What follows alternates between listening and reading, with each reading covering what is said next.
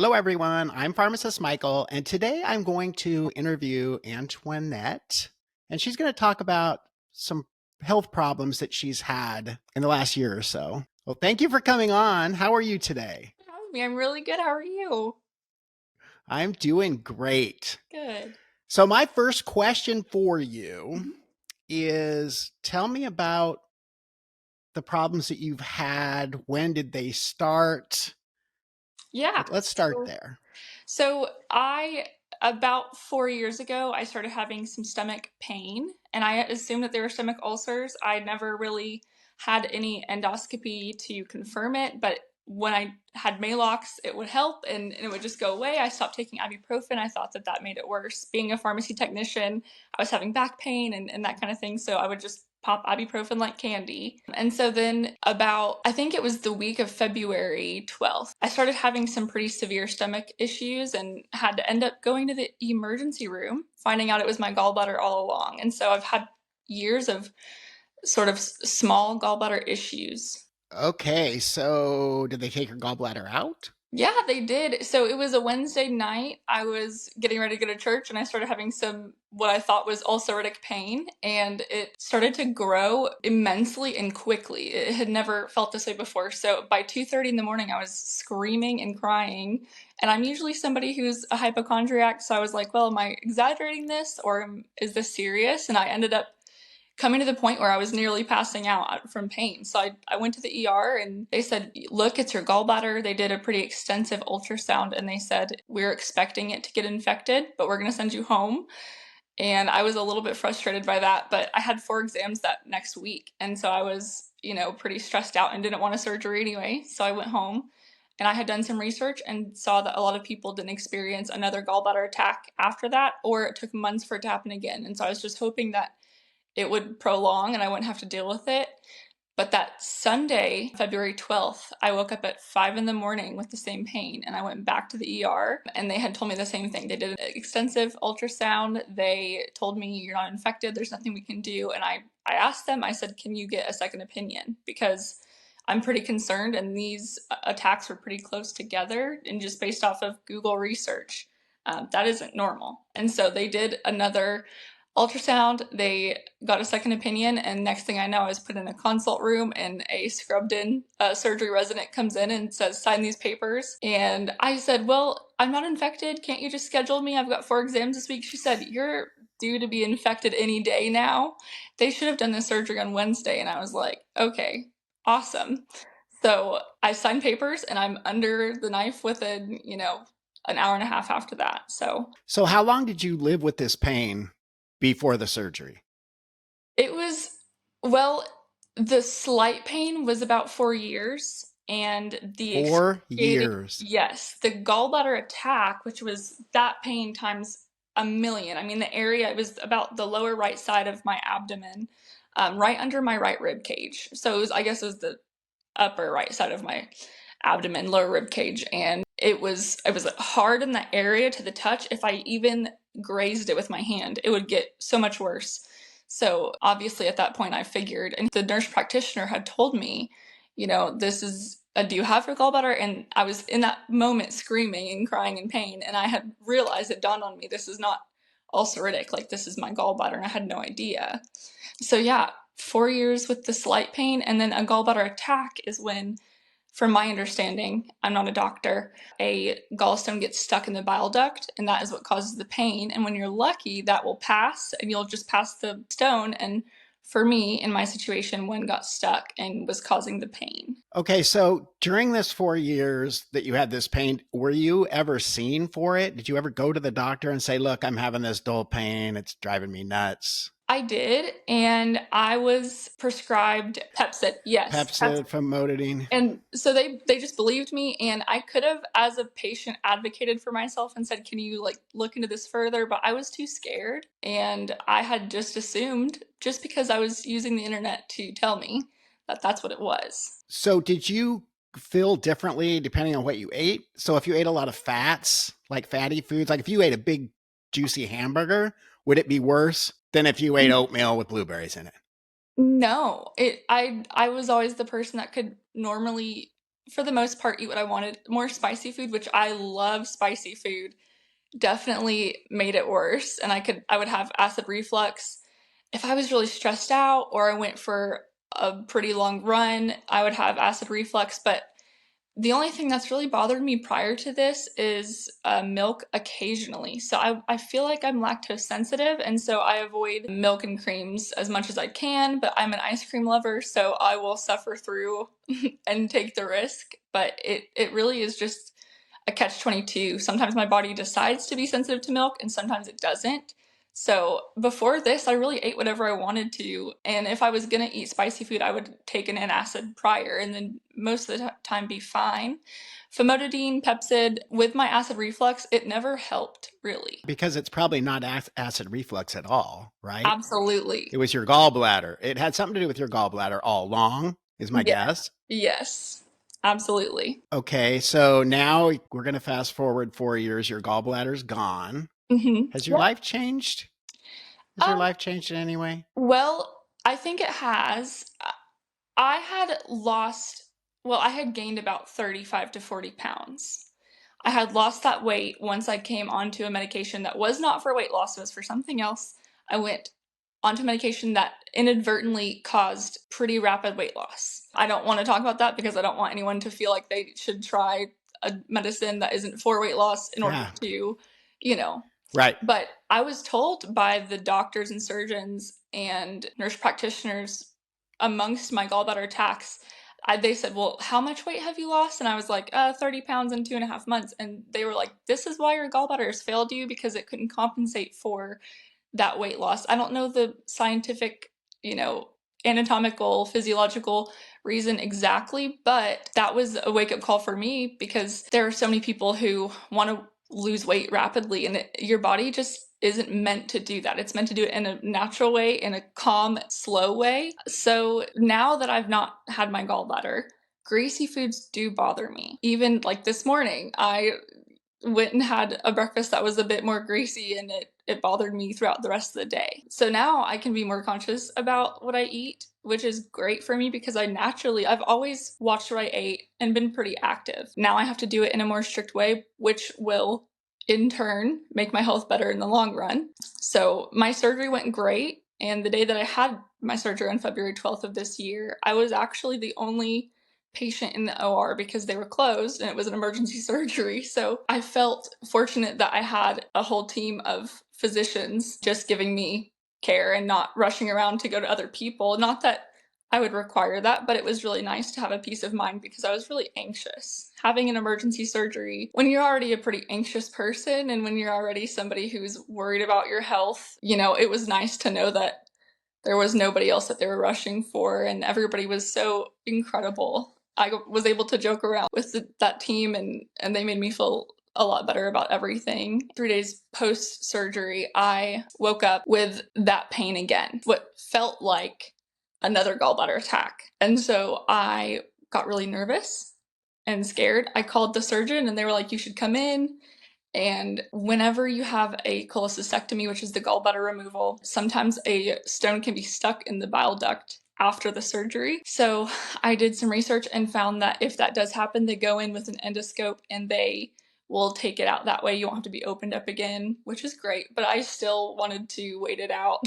So that's what I did. And that ended up not happening again, thankfully. I don't know why that pain happened again, but once I had my follow up with my surgeon, I told him about that pain, which he was informed by the nurse that when I had called and told him, he said that can be common. Sometimes it's a stone, sometimes it's just pain. You just had a surgery, I still had, Right. stitches weren't dissolved yet, so. Okay, so you said that you're an anxious person. Are you less anxious now? I'm less anxious about my health. At the time that I had the weight that I talked about, I was it was the first time in my whole life I had ever had any sort of self-image issues. I had never struggled before with that, and I had always had a pretty healthy weight. I was about 40 pounds overweight at the time, and I had started to really notice it, and people had started to really notice it, which definitely affected my mental health significantly. I was always somebody who didn't necessarily understand when people, struggled with their mental health because I was a really happy person, but I'm grateful that this happened because I was able to really look at myself and say, well, I was really depressed whenever I had that weight on. What was the root of that? And so I actually started therapy, clinical mental health counseling recently, and it has been incredible and has helped me to see that I was never actually happy and I was faking it. And there are things that I've kind of suppressed my entire life that I wouldn't talk about. And if it weren't for the surgery, I don't know if I would have discovered that. And so now I've entered trauma counseling and I'm able to deal with the real root of anxiety. So anxiety for me isn't just really about my health. I'm not as anxious about my health now as I used to be because I'm at a healthy weight. I feel like I like the way that I look and I'm working out more than ever. I'm eating better than ever. But now there are other anxieties that I've had to face. I've had to take responsibility as a patient for myself to say, I don't have to let thoughts that are not true affect me. And why are they affecting me? And to really be an adult and talk to somebody who's trained and licensed to walk me through that stuff. So now anxiousness is more of like I'm having to talk about stuff that I never wanted to talk about before. And as much as it's good for me, it does hurt right now. It is hard. And I think you brought up a really good point that you were faking it. So you weren't really happy. You were anxious. You had some things happen to you. This is very common, by the way. It happens a lot. Unfortunately, a lot of people just take drugs for it and they don't ever get to the counseling part, which is really what you need to do to solve it. Absolutely. So I'm glad that you did that. And sometimes God works in weird ways, you know? That's right. I really do believe that things happen for a reason. And losing a gallbladder is really not that big of a deal, but getting therapy for something that's causing you anxiety for years is a big deal. Yeah. And a lot of people just don't, they never connect the dots, or they feel ashamed to go talk to somebody, you know? The fact of the matter is, some of us need psychotherapy. We just do. Yeah. I've had counseling. Back, I used to have really bad anxiety attacks too. Mine came from a different place than yours did, but they were still there, and I still felt like I was going to die every day, right? Mhm.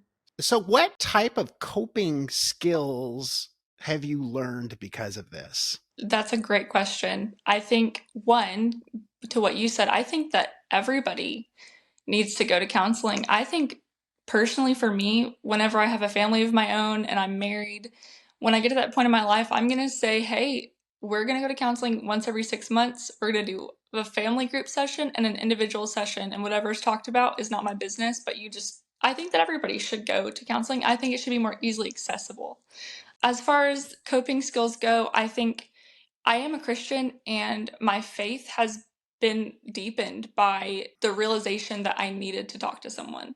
Because for me, my thoughts are often measured, and I'm taught in my faith that I should think about my thoughts, and if thoughts come up that are negative, where are they coming from? So I think that learning a deeper responsibility to think about my thoughts also leads me to think about my words. So I think that a good coping mechanism I've learned is to take my thoughts captive and to be honest. I think being really, really honest with a counselor was the best thing I've ever done because I've had counseling before and I lied to them every single time. I looked my counselor dead in the face whenever I was ready to finally tell her what I've gone through. And I've said, listen, I have lied to you for the last however long.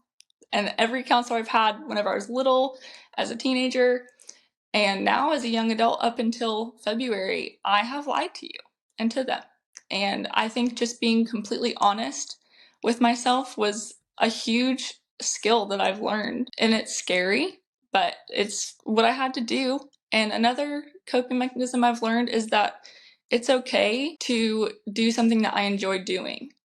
And it's okay to ask myself, what would I enjoy doing today? What would fill me instead of trying to fill everyone else around me. I think I've done that my entire life, which hasn't helped with mental health, is to just serve and serve and serve and just get my happiness from giving others happiness. But for the first time in my life, I feel like I've actually woken up and said, what, my day is free. I don't work today. What can I do? One, to make my space more neat and tidy and clean, because in depression, for me, I was super disorganized. My environment kind of matched my brain in a way. It was sort of chaotic.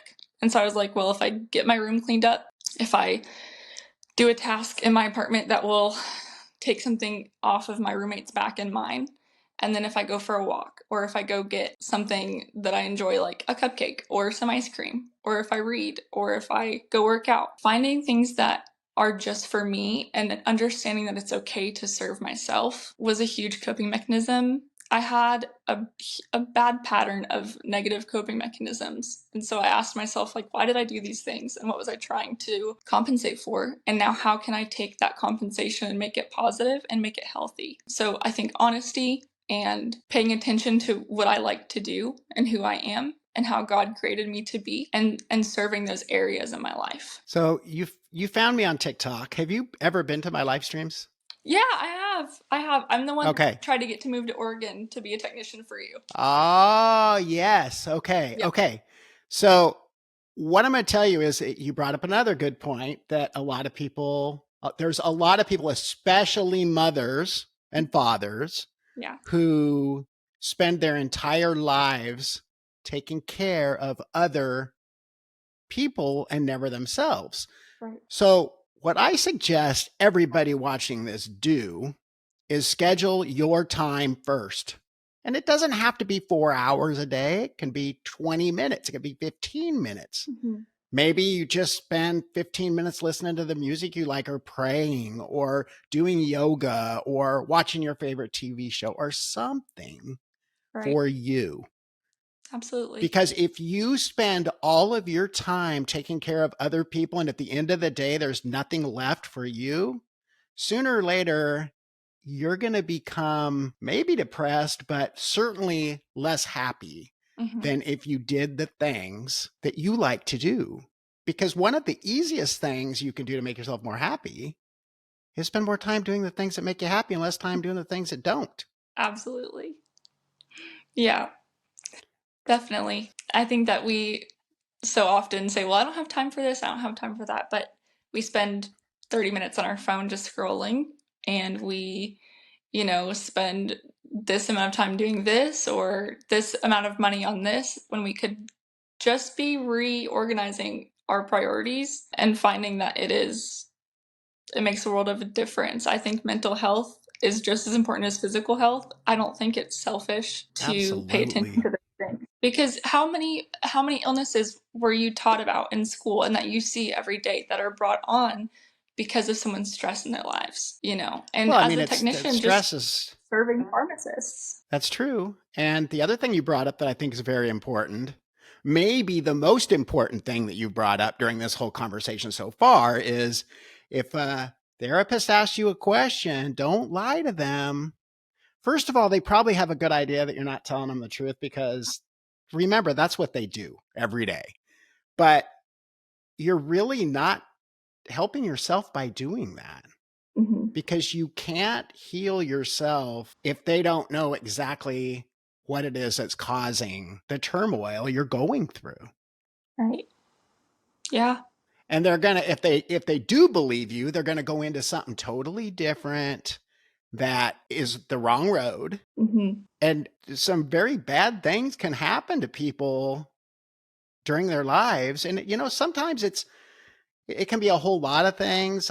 We don't need to talk about what it was, but let's just use somebody that's a person in the military that watches somebody get killed in front of them or something like that. That's a major event. Yeah. Post-traumatic stress disorder is one of the hardest things to treat. But if you never tell somebody that's what happened, they're not going to be able to help you get through it. Right. That's right. I think that.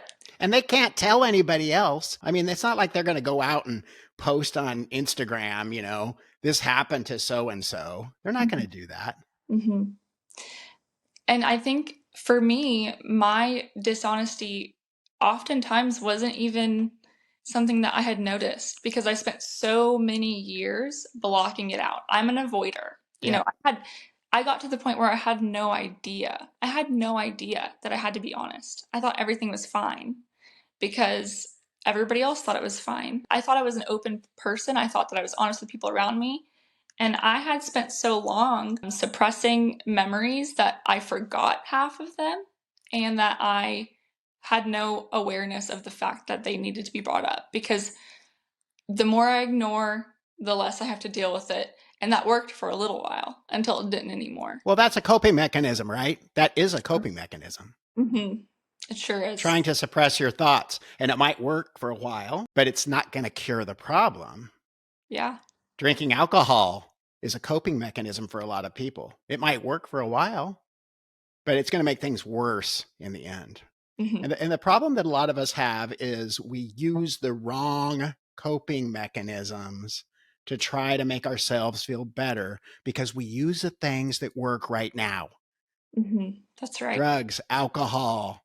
Some people, they use all kinds of crazy stuff to do this, right? Absolutely. Because we can drink a whole bunch of alcohol and for a while we forget about all this stuff, you know? But we also forget that we're putting a toxin in our body. And if we keep doing it, sooner or later, it's going to backfire. Mm-hmm. Your liver will fail. The liver will Absolutely. fail and you might even die. I've seen it over and over again. Absolutely. That's right. I think a really good point that you made was that people don't go around talking about their trauma. And Right. like a military, somebody who was in the military who had seen things that they couldn't handle to see, I think that it can go into two extremes. One being somebody trauma dumps on someone else and their relationship gets bruised for it. Or Yep. two, they don't talk about it to anybody and they get bruised for it. And I think that it's important to know that the things that I've been through in my life are not for everyone's ears because I want to be able to preserve my relationships and my friendships. And I don't want to hurt someone else because they're hearing something that's difficult. And I think that's why it's important to know that to be aware of what we're saying to others, not because they don't deserve to hear it, not because it's not hard for us. We want to let people in, but there are counselors and therapists and psychiatrists that are trained who chose to hear these things, who chose to Right. kind of sponge your memories to be able to help you in a way that's going to help your health. But your friend, your wife, your, coworker, they are not going to be able to process your trauma themselves because they're not trained to do so. They might care enough and love you enough to listen, but eventually they'll see you through that lens. Eventually that will harm your time with them, your intentionality with them, and I did do that. There were times where I had relationships that I was too honest, or I had relationships where I wasn't honest enough and somebody couldn't feel let in, or somebody felt like they were taking on my burdens too much. And so Right. that's something really important to think about in our lives in general, in our relationships. And that's why it's important to go to counseling and to talk to a professional about it. Going back through the last 4 years, is there anything you would change? If you could go back right now and you could relive those 4 years, would you do anything differently? Oh, I would do probably a few things differently. I think that I would have asked my doctor to further investigate my ulcerative pain. I think I would have not entered in dating relationships that weren't meant for me with people who didn't fit the bill because they seemed exciting or they, looked a certain way or brought a certain amount of excitement to my life when I really needed to heal. I think I used dating at the time to give me some sort of fulfillment that I couldn't get, what I felt like I couldn't get otherwise. I think that there were relationships that really harmed my mental health and also kind of feels like wasted my time, but I also know that my life is ordained by God. And I believe that everything that's happened was meant to happen because I wouldn't know what I truly wanted in my life and what I needed then and what I need now. I used coping mechanisms that were harmful and I made decisions that I wasn't in the right mindset to make. I think I would have, been more honest with my doctors and I would have made different decisions in dating for sure. I'm sure there's a laundry list of other things I would have done differently, but those are some that I can really note off the top of my head. So, Okay, let's talk about dating for a minute because I think this is something. You're bringing up. It's funny because we started talking about health issues, but you're hitting some very important things for the younger generation for sure.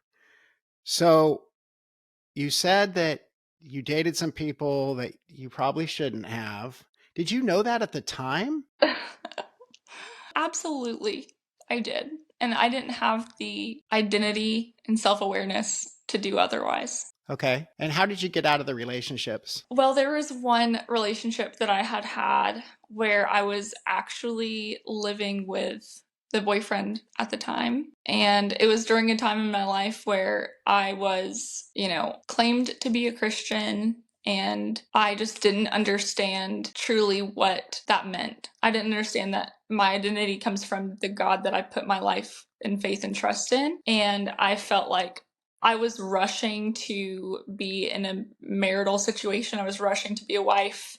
That's always something my whole life that I've wanted to do is be married. And I think that I thought if I appeased this person by living with them, it would be fun to play the housewife character, but also that it would convince this person that I was marryable and to marry me. And it ended up being the most tumultuous relationship I've ever had in my life. There's not a friendship or dating relationship I've ever had that was worse. It was explosive and it was really disencouraging, just not healthy at all. Was it abusive? It was emotionally abusive, absolutely. Okay. It was extremely manipulative and dangerous for my mental health, really. I remember getting to the end of it and it was just getting really bad. It was March of 2020 when COVID was being, whispered about a little bit in my area. Anyways, it got here late. I live in the East Tennessee area, so definitely more conservative, and people in this area don't tend to pay as much attention to their health as I see in other places. It was during that time and we had had a really horrible fight. I was already starting to kind of wake up and realize, like, what am I doing? I'm not meant to be here. And I felt like I couldn't find a way out. And so I was praying and I said, God, if I know that you don't want me in this relationship, it's not an if you don't want me in this relationship. I know I'm not supposed to be here, but I don't have the gumption to do this myself and I need your help. We had an explosive argument. He said, you need to move out. And my only option was to move in with my dad again. And at the time, he was very late 60s and a million comorbidities that would make him super susceptible to COVID. And I was working as a pharmacy technician As a at pharmacy the tech. top 20, yes, top 20 busiest Walgreens pharmacies in the entire company, right here in East Tennessee. I was doing 1,400 prescriptions a day, training 5 girls per shift, and I was alone. All the other technicians that were seasoned were sick. And for about a month straight, I was completely alone. And I was like, I can't leave here. Like, that's crazy. Like, my dad's gonna get sick. If he gets sick with COVID, he's gonna die. Like, I can't do this. And he told me to move out. And I was like, it dawned on me. I said, I prayed for a way out of this, and this is my way out. I'm not supposed to be living with him anyways. That isn't what I want for my life. That isn't what I'm called to do by God for my life. And so I was like, I was living there. All of my things were there. It was at least a 2-day moving trip. And during this Mm-hmm. relationship, I had all my friendships I had sort of relinquished. And so I called up all my friends. I said, I know that I've been absent in your life. I know that this and this has happened, and I'm sorry. I'm moving. I just need your help right now. And so I said, you know what? I'm going to trust the Lord and I'm going to go move in with my dad and know that he's going to be okay because I'm obeying God. And so my friends, I had like 5 friends come over and say, we forgive you. Like, let's get you the heck out of here. And they moved me out within 2 hours before that guy got home. And I never ever spoke to him again. Moved in with my dad. And within 3 days found a last minute apartment that was within my budget, that was with a girl that was my age and also loved God, that was close to work. I needed an encounter with God. I needed God to show up and answer my prayers directly, and He knew that. And I started shortly after that going to a brand new church that I found family in. And I had people around me that encouraged me to stay on a path that marked God in my life. I had accountability. I had people that said, hey, like, here's the way to live. Here is the way to love God. Here's the way to take care of yourself in a way that honors the Lord. And so I really think that the way out of all of my bad decisions really is my faith in Christ. Otherwise, you might still be there. Oh my goodness. That is No, it's wild. true. It's Absolutely. I true. totally agree. And it would have been with a different person and it would Do have been you a know how pattern. many women get stuck in relationships that are abusive physically or mentally that are still there? Absolutely. Because it's too hard. And it is hard. I'm not, I've never been there, but I can imagine if you don't have any money, costs a lot of money to get an apartment. It can be rough, but it's always worth it, right? It's Mhm. always worth it. And you will find the right person. It will happen for you. I always tell people it usually happens when you're not looking for it, though. Right. I actually am in a dating relationship now, and it Good. did happen that way. It was really unexpected, and it was somebody that I had been friends with for a few years through church, and so it's been really Good. great. We're coming up on a year in May, so next month. See? Yeah. So do you like this guy better than the other one? Oh, absolutely. Absolutely. He matches my values and he Good. supports me and he listens to me and he's great. That's wonderful. Yeah. So my last two questions I always ask people are, what advice do you have for other people? Mhm. Just, and we don't even have to talk about the gallbladder thing. I think we've uncovered something much more important Absolutely. than that, which is, well, I mean, I'll let you say it. What would you tell a lady your age about dating? What advice would you give somebody? Let's say they're even younger than you, somebody that just graduated from high school. What would you tell them to do that you wish somebody would have told you to do? I this might be twofold. I think that I would give the advice of when you're an adult, you become an adult when you're 18 in our country. You have all the choices in the world to make. And the best choice that I think I could have made was to cling to the people around me that loved me because those are the people that are going to tell you who you are. They know you. They care about you.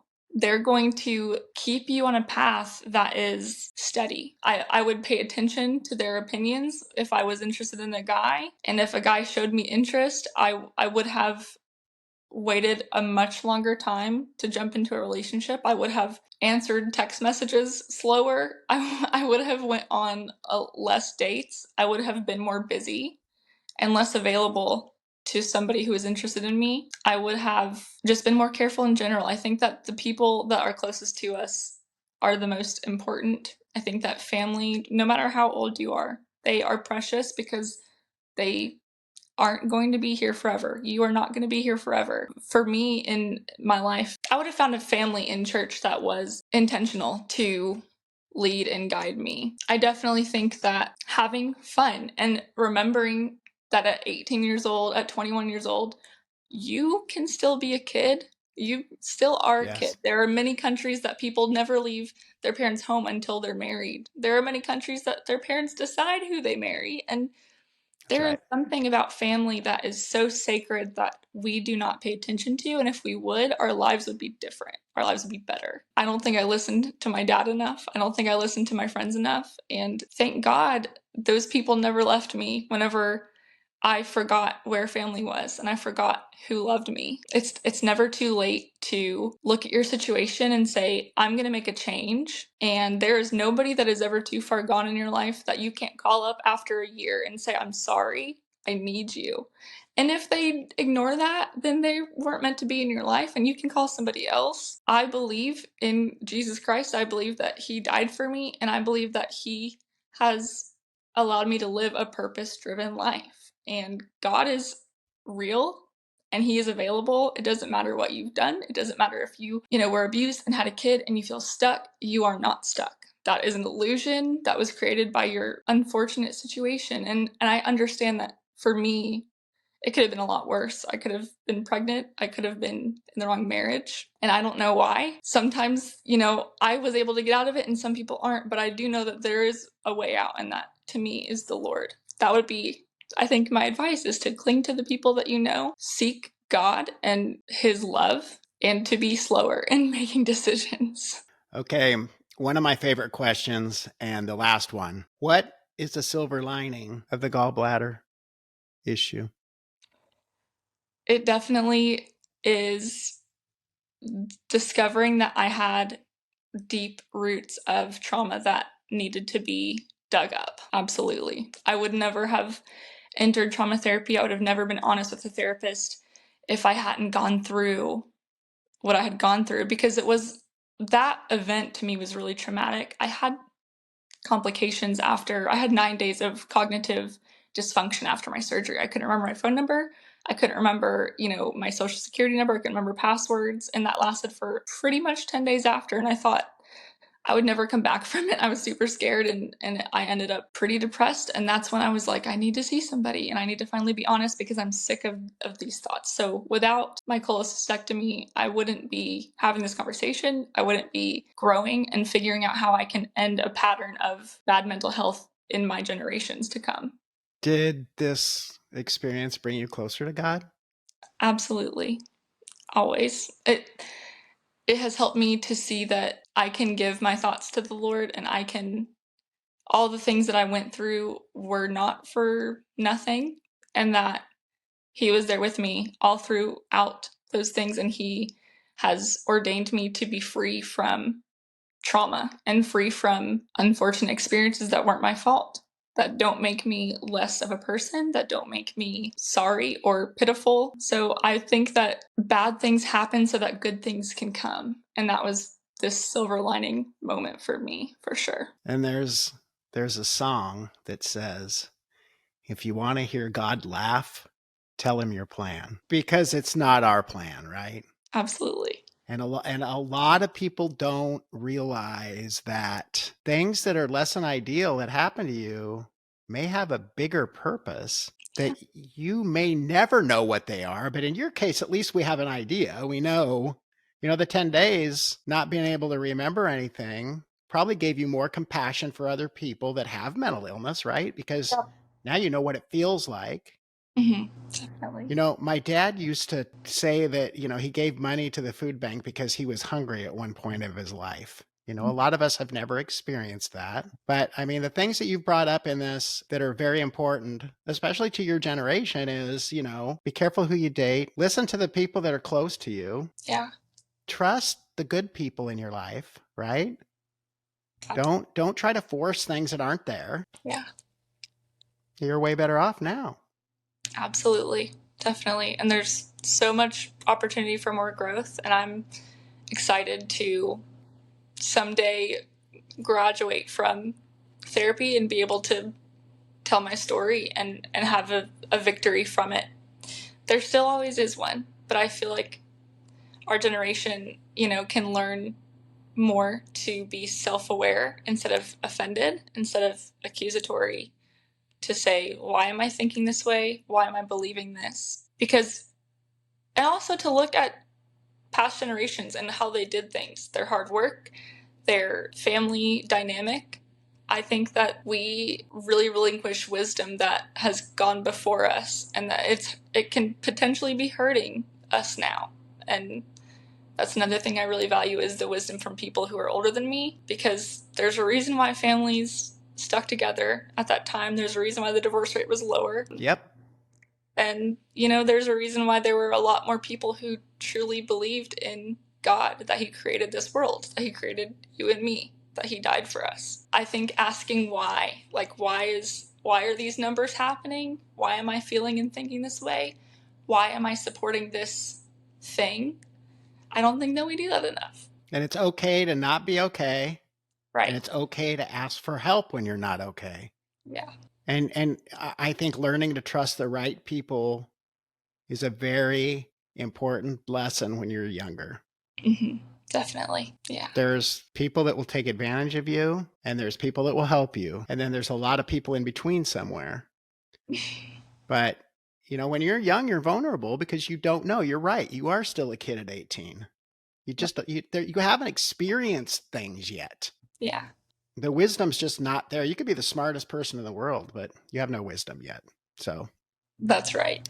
well, I I'm so happy you came on here because I really think this is the kind of thing, I told you at the beginning, sometimes these interviews go in a completely different, it goes on a different trajectory, Hmm.